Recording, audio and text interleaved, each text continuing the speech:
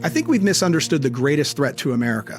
For years, we've been told that America's biggest problem is her past. The founders believed her greatest threat would come from the future. Not from a foreign army, not from an invading power, but from a people who slowly lost the character necessary to remain free. John Adams saw it long before any of us were born. He wrote, "Our Constitution was made only for a moral and religious people. It is wholly inadequate to the government of any other." That may be the most important sentence every American has never read. Because Adams wasn't saying religion should run the government. He was saying something much deeper. Freedom only works when people know how to govern themselves. That's the secret.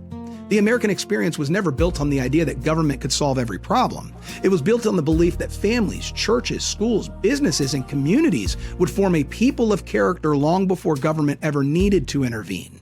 The founders understood something we've begun to forget. Rights and responsibilities are inseparable. The moment people demand one while abandoning the other, freedom begins to erode. George Washington's final message to the nation wasn't about taxes or elections or political parties. He warned that religion and morality are inseparable supports. Why? Because Washington understood what Adams understood. Liberty cannot survive if character disappears. Look around today. We're told objective truth is whatever we feel, that biology is negotiable, that speech is violence, but actual violence can be excused if it's committed for the right cause. We're encouraged to celebrate self-expression more than self-discipline, to pursue happiness without first pursuing virtue, to define reality instead of conforming ourselves to it. None of those ideas produce free people. They produce more confused people. And confused people eventually look to institutions to provide what character once provided. More rules, more bureaucracy, more dependence, less freedom. More than 180 years after Adams, Alexis de Tocqueville visited America and reached a remarkably similar conclusion. He wrote, "Liberty cannot be established without morality, nor morality without faith."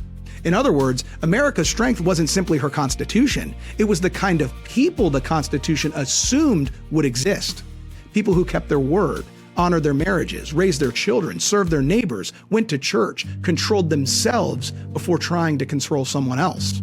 That's self-government. And maybe that's the real challenge America faces at 250. Not whether we'll elect better politicians, but whether we'll become better people. Because constitutions don't preserve nations, people do. The good news is that character can still be rebuilt, one family at a time, one church at a time, one father, one mother, one neighbor, one act of integrity at a time. That's how America was built, and that's how she'll endure. Tomorrow we'll turn to the little pamphlet that helped ignite a revolution, and why its message may be even more relevant today: common sense.